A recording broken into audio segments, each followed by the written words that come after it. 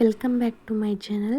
ಇವತ್ತಿನ ವಿಡಿಯೋದಲ್ಲಿ ಉತ್ತರ ಕರ್ನಾಟಕದ ಸ್ಪೆಷಲ್ ಕಡ್ಲಿ ಸೊಪ್ಪಿನ ಪಲ್ಯನ ಮಾಡೋದು ಹೇಗಂತ ತೋರಿಸ್ತಾ ಇದ್ದೀನಿ.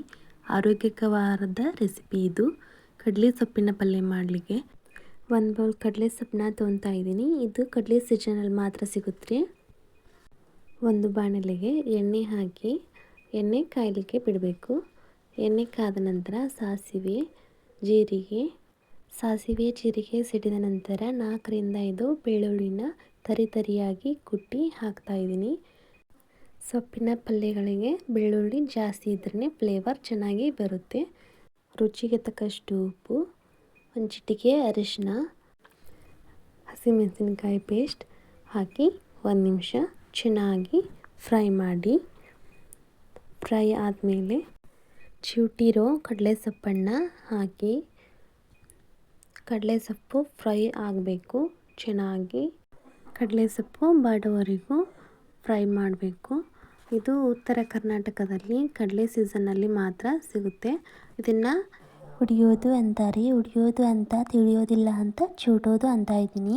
ಈಗ ಕಡಲೆಸೊಪ್ಪು ಬಾಡಿದೆ. ನಾನು ಇಲ್ಲಿ 1 ಕಪ್ ಹಾಲನ್ನು ಹಾಕ್ತಾಯಿದ್ದೀನಿ. ನಿಮಗೆ ಹಾಲು ಬೇಡ ಅಂದರೆ ಹಾಲನ್ನು ಸ್ಕಿಪ್ ಮಾಡಿ ಹಾಲಿನ ಬದಲಾಗಿ ನೀರು ಕೂಡ ಹಾಕ್ಕೋಬೋದು.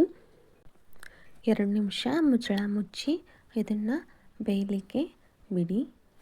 ಇದು ಪಟ್ಟಂತ ಆಗೋಗಿಬಿಡುತ್ತೆ. ಈಗ ಇದು 2 ನಿಮಿಷ ಆಗಿದೆ.